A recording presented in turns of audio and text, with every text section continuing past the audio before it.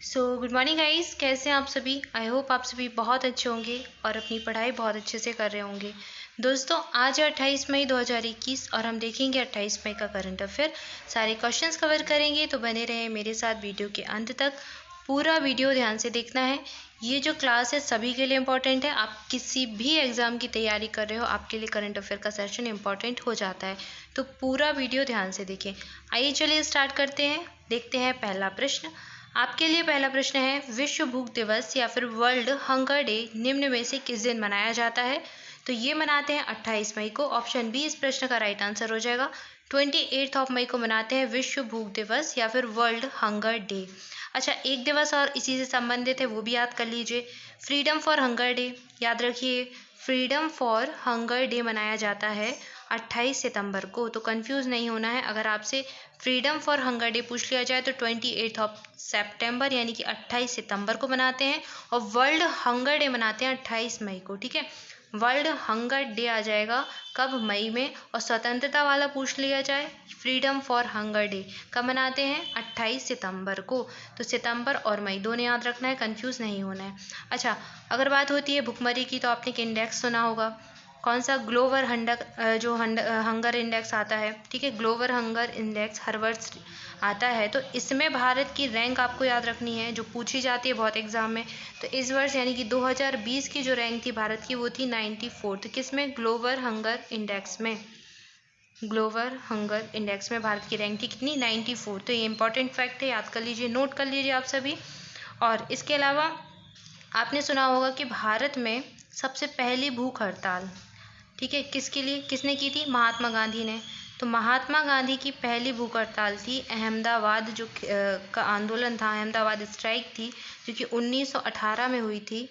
1980 में अहमदाबाद का खेड़ा आंदोलन आपने सुना होगा। तो महात्मा गांधी की ये पहली भूख हड़ताल थी, ये भी पूछी जाती है। ठीक है, तो याद कर लीजिए। हिस्ट्री के जो हैं, जिन्होंने हिस्ट्री पढ़ी होगी तो उसमें याद होगा, उन्हें पढ़ा होगा कि खेड़ा आंदोलन 1918 महात्मा गांधी से संबंधित है। बहुत इंपॉर्टेंट है, हर एग्जाम में पूछा जाता है। तो 1918 में हुआ था, और महात्मा गांधी की पहली भूख हड़ताल भी इसी को कहा जाता है। ठीक है, स्ट्राइक एज अ वेपन इन्होंने किया था, मतलब एक हथियार के रूप में इन्होंने स्ट्राइक का यूज़ किया था, भूख हड़ताल करके, और अपनी जो बात है उनको मनवाया था। तो ये भी याद रखिए। और विश्व भूख दिवस मैंने आपको बता दिया 28 मई, और फ्रीडम फॉर हंगर डे कब मनाते हैं, 28 सितंबर को। ये पॉइंट भी आपको याद रखना है।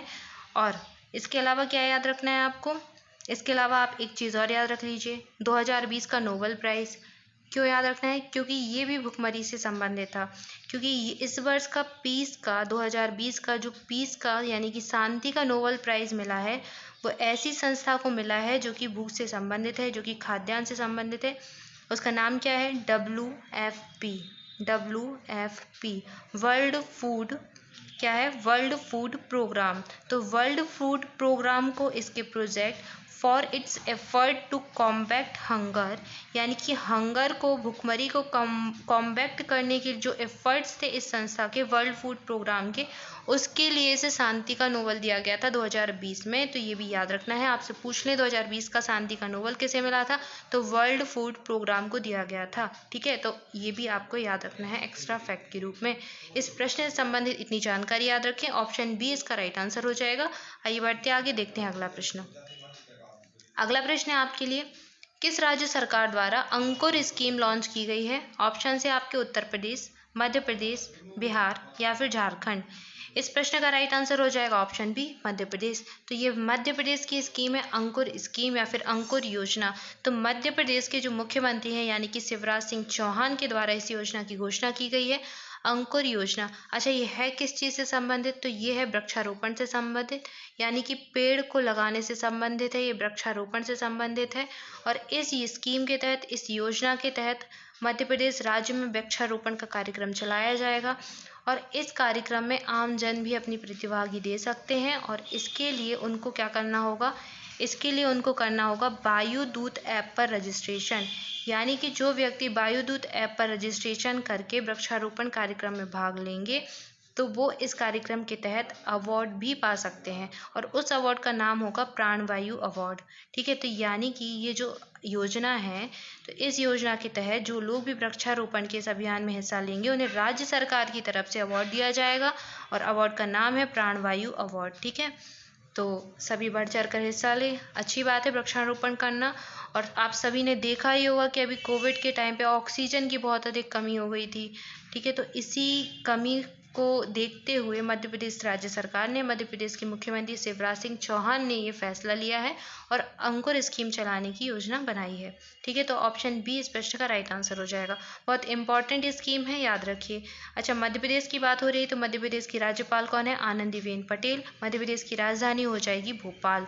उत्तर प्रदेश के मुख्यमंत्री कौन है? योगी आदित्यनाथ। और उत्तर प्रदेश की राज्यपाल है आनंदीबेन पटेल ही। तो आनंदीबेन पटेल मध्य प्रदेश और उत्तर प्रदेश दोनों राज्यों की राज्यपाल हैं। ठीक है, और ऑप्शन बी इस प्रश्न का राइट आंसर हो जाएगा। आइए बढ़ते आगे, देखते हैं अगला प्रश्न।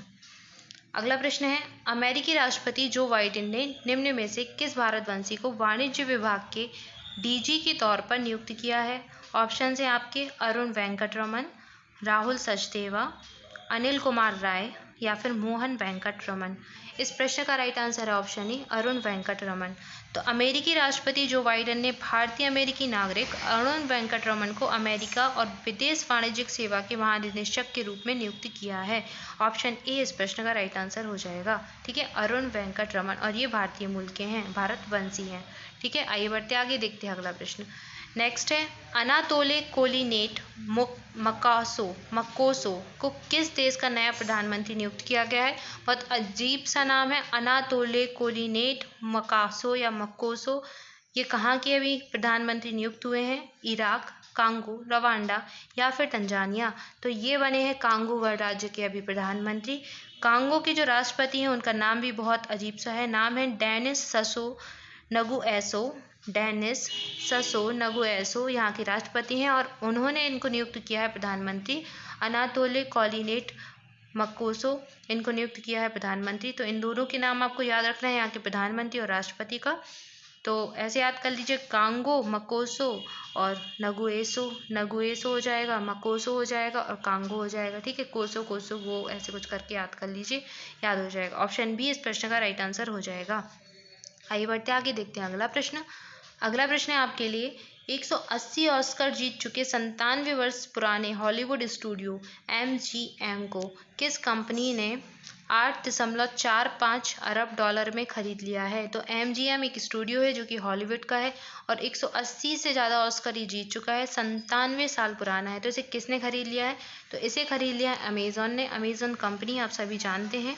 तो अमेज़न ने MGM को अभी खरीद लिया है हाल ही में, 8.45 अरब डॉलर में इसका अधिग्रहण करेगी ये।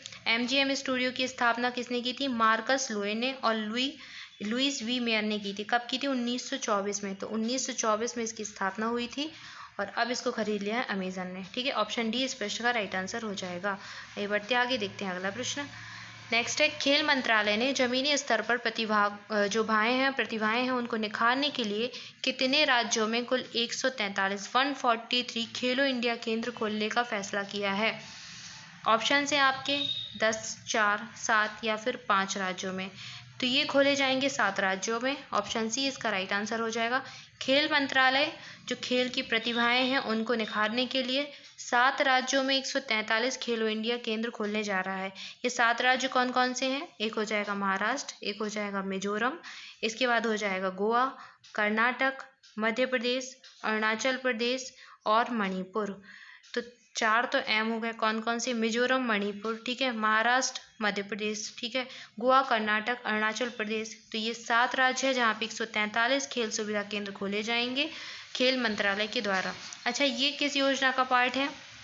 तो खेल मंत्रालय ने घोषणा की थी 2020 में, जून 2020 में खेल मंत्रालय ने घोषणा की थी कि 1000 खेलो इंडिया केंद्र भारत में खोले जाने हैं और ये जो केंद्र होंगे भारत के हर एक जिले में, मतलब कम से कम प्रत्येक जिले में एक केंद्र खोलने की योजना थी। 2020 में ये घोषणा हुई थी। तो इसी के तहत 217 केंद्र पहले ही खोल दिए थे, 217 केंद्र पहले खोल दिए थे और अब 143 खेलो इंडिया केंद्र खोले जाएंगे इन 7 राज्यों में, हर एक जिले में होगा। ठीक है, तो 7 राज्यों के नाम मैंने आपको बता दिए हैं कौन कौन से हैं, मणिपुर, मिजोरम, महाराष्ट्र और मध्य प्रदेश। ठीक है, इसके बाद कौन, अरुणाचल प्रदेश, गोवा और कर्नाटक। ठीक है, तो इन राज्यों के नाम याद रखना है आपको। आई होप आपको क्लियर हो गया होगा ये पूरा प्रश्न क्या था। ऑप्शन सी इसका राइट आंसर है। आइए बढ़ते आगे, देखते हैं अगला प्रश्न। नेक्स्ट है आपका, केंद्रीय महिला एवं बाल विकास मंत्रालय के अनुसार सरकार कितने देशों में अपने उच्चायोगों या फिर दूतावास में वन स्टॉप सेंटर खोलेगी? तो ये खोलेगी सरकार कितने देशों में? तो सरकार 9 देशों में खोलने वाली है। ऑप्शन डी इस प्रश्न का राइट आंसर हो जाएगा। केंद्रीय महिला और बाल विकास मंत्रालय के अनुसार सरकार 9 देशों में या अपने या जो उच्चायोग होते हैं देशों में, दूतावास होते हैं, वहां पर क्या खोलेगी, वन स्टॉप सेंटर खोलेगी। तो ये वन स्टॉप सेंटर होते क्या है, ये पीड़ित महिलाओं की सहायता को लेकर होते हैं, पीड़ित महिलाओं की सहायता के लिए खोले जाते हैं। और अच्छा, भारत का पहला वन स्टॉप सेंटर कहाँ खोला गया था? ये खोला गया था छत्तीसगढ़ की राजधानी रायपुर है, आपने सुना होगा। तो यहाँ पर भारत का पहला वन स्टॉप सेंटर खोला गया था। और अब सरकार हर देश में जो दूसरे देश होते हैं वहाँ पर दूतावास होते हैं भारत के, तो वहाँ पर ही खुलने जाएगी। कहाँ पर? 9 देशों में। अच्छा, ये 9 देश कौन कौन से हो जाएंगे? तो ये 9 देश हैं बहरीन, कौन कौन से? Bahrain, Kuwait, Qatar, Oman, UAE, Australia, Canada और सिंगापुर। कहाँ पर? और सिंगापुर में। नोट कर लीजिए आप सब कहाँ कहाँ पर हैं। Bahrain, Kuwait, Oman, Qatar, UAE, Australia, Canada और सिंगापुर। तो इन सभी जगह पर एक एक वन स्टॉप सेंटर खोला जाएगा। महिला एवं बाल विकास मंत्रालय के जो सचिव हैं राम मोहन मिश्रा, इन्होंने बताया है कि महिला विरोधी हिंसा से निपटने के लिए भारत इन 9 देशों में जो दूतावास है वहाँ पर वन स्टॉप सेंटर खोलेगा। अच्छा, एक चीज़ और होती है, आपने पढ़ी होगी, क्या? One stop crisis centre. क्या वन स्टॉप क्राइसिस सेंटर जो होता है वो भी खोला जाता है? इस मतलब भारत का जो पहला वन स्टॉप क्राइसिस सेंटर था जो भोपाल में खोला गया था, आपने इसके बारे में सुना होगा। इसका उद्घाटन आमिर खान ने किया था और ये खोला गया था कहाँ पर? जो मध्य प्रदेश की राजधानी है भोपाल में। तो भारत का पहला one stop crisis centre Madhya Pradesh की राजधानी भोपाल में खोला गया था और भारत का पहला वन स्टॉप सेंटर छत्तीसगढ़ की राजधानी रायपुर में खोला गया था। तो इन दोनों में आपको कंफ्यूज नहीं होना है। अच्छा, इनमें अंतर क्या है मैं आपको बता देती हूँ, एक एक चीज़ क्लियर हो जाएगी। वन स्टॉप क्राइसिस सेंटर है और वन स्टॉप सेंटर है। ठीक है, तो जो वन स्टॉप क्राइसिस सेंटर है वो किस चीज़ से संबंधित है? तो वन स्टॉप क्राइसिस सेंटर है उत्पीड़न की शिकार महिलाओं की काउंसलिंग और कानूनी सलाह देने के लिए खोला जाता है ये। ठीक है, जो उत्पीड़न की शिकार महिलाएं होती हैं उनको कानूनी सहायता देने के लिए ये सेंटर खोला गया। और जो भोपाल में खोला गया था उसका नाम था मेधा महिला सेवा केंद्र। क्या था? मेधा महिला सेवा केंद्र। और ये भोपाल का जो जेपी अस्पताल है वहाँ पर खोला गया था। ठीक है, आई होप आपको क्लियर हो गया होगा। इसके बाद वन स्टॉप सेंटर जो रायपुर में खोला गया था, छत्तीसगढ़ का रायपुर पहला खोला गया था, ये पीड़ित महिलाओं की सहायता के लिए खोला जाता है। ठीक है, तो यहाँ पर हर तरह की सहायता दी जाती है और ये रायपुर में खोला गया था। और इसका जो उद्घाटन है वो किया था उस समय की केंद्रीय महिला और बाल विकास मंत्री मेनका गांधी और छत्तीसगढ़ के जो मुख्यमंत्री थे उस समय डॉक्टर रमन सिंह, उनके द्वारा। ठीक है, आई होप आपको ये चीज़ क्लियर हो गई होगी इससे संबंधित, वन स्टॉप सेंटर और वन स्टॉप क्राइसिस सेंटर। ठीक है, दोनों ही याद करना है, दोनों ही इम्पोर्टेंट है और 9 देशों में भारत के द्वारा भी खोले जाने वाले हैं। ऑप्शन डी इस प्रश्न का राइट आंसर हो जाएगा। आइए बढ़ते आगे, देखते हैं अगला प्रश्न। नेक्स्ट है, भारत और किस देश ने 2 प्रमुख रक्षा समझौतों का नवीकरण किया है और जो समुद्री सुरक्षा और सैन्य सहयोग को बढ़ावा देने पर केंद्रित है? ऑप्शन है नेपाल, ओमान, कतर और इराक। इस प्रश्न का जो राइट आंसर है वो ऑप्शन बी यानी कि ओमान। तो भारत और ओमान ने 2 प्रमुख रक्षा समझौतों का नवीकरण किया है जो समुद्र सुरक्षा और सैन्य सहयोग को बढ़ावा देने पर केंद्रित है। ओमान की खाड़ी जो क्षेत्र है वहाँ भारत का सबसे पुराना रणनीतिक साझेदार माना जाता है। तो इस समुद्री समझौते ने भारत को पश्चिमी दक्षिणी जो हिंद महासागर का एरिया हो जाएगा, पारस की खाड़ी, पूर्वी अफ्रीका, इन सब जगह पर अपने प्रभाव का विस्तार करने में सक्षम बनाएगा। ठीक है, तो भारत क्या होगा, भारत की जो सैन्य व्यवस्था है वो मजबूत हो जाएगी इन समझौतों के तहत। और ये ऐसा पहला समझौता माना जा रहा है जो कि भारत ने किसी खाड़ी देश के साथ किया है, किसी खाड़ी देश के साथ इस समझौते पर हस्ताक्षर किए हैं। तो ये जो समझौते इनका नवीकरण किया गया है समुद्री सुरक्षा और सैन्य सहयोग को बढ़ावा देने के लेकर, किसके साथ? ओमान के साथ। याद रखना है, इंपॉर्टेंट क्वेश्चन है। ऑप्शन बी इसका राइट आंसर हो जाएगा। आइए देखते हैं अगला प्रश्न। नेक्स्ट है, अभी हाल ही में जारी पुस्तक इंडिया एंड एशियन जियोपॉलिटिक्स किसके द्वारा लिखी गई है। आपसे पूछा जा रहा है प्रश्न में कि ये पुस्तक किसकी है, इंडिया एंड एशियन जियोपॉलिटिक्स। तो ये बुक है शिवशंकर मेनन की। शिवशंकर मेनन ने इसको लिखा है। ऑप्शन ए इस प्रश्न का राइट आंसर हो जाएगा। इंपॉर्टेंट है, जो भी वनडे एग्जाम होते हैं उसमें एक ना एक बुक का नाम पूछ लेते हैं, और जो करंट की बुक होती है वो ज़्यादा इंपॉर्टेंट होती है क्योंकि वो बहुत पूछी जाती है। तो इस बुक का नाम याद रखना है, ठीक है। ऑप्शन ए इसका राइट आंसर हो जाएगा। आइए देखते हैं अगला प्रश्न।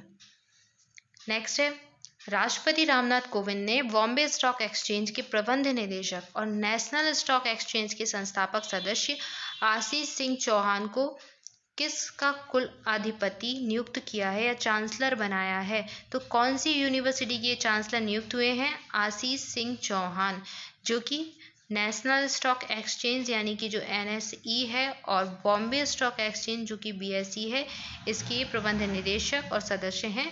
तो कहाँ के बने हैं, ये बने हैं इलाहाबाद यूनिवर्सिटी यानी कि इलाहाबाद विश्वविद्यालय की कुलाधिपति। और इनको नियुक्त किसने किया है, इनको नियुक्त किया है भारत के राष्ट्रपति रामनाथ कोविंद ने, ठीक है। तो ऑप्शन ए इस प्रश्न का राइट आंसर हो जाएगा, आशीष सिंह चौहान, ठीक है। ऑप्शन ए इसका राइट आंसर है। सो दोस्तों, ये था आज का करंट अफेयर। आज के लिए आपका प्रश्न देख लेते हैं। प्रश्न है आपका, किस बास्केटबॉल खिलाड़ी को मरणोपरांत बास्केटबॉल हॉल ऑफ फेम में शामिल किया गया है। ऑप्शन है Kobe Bryant, Lara Singh, Stephen Jobs और कैरी मीसी। इस प्रश्न का राइट आंसर आप सभी को कमेंट बॉक्स में करना है। तो सभी स्टूडेंट्स आंसर करने का प्रयास करें, क्योंकि आप जो भी लिखते हो वो बहुत अच्छे से आपको याद हो जाता है। तो ज़्यादा से ज़्यादा लिखने की कोशिश करें। और guys, thank you for watching this video. मेरे साथ बने रहने के लिए आप सभी का बहुत बहुत धन्यवाद।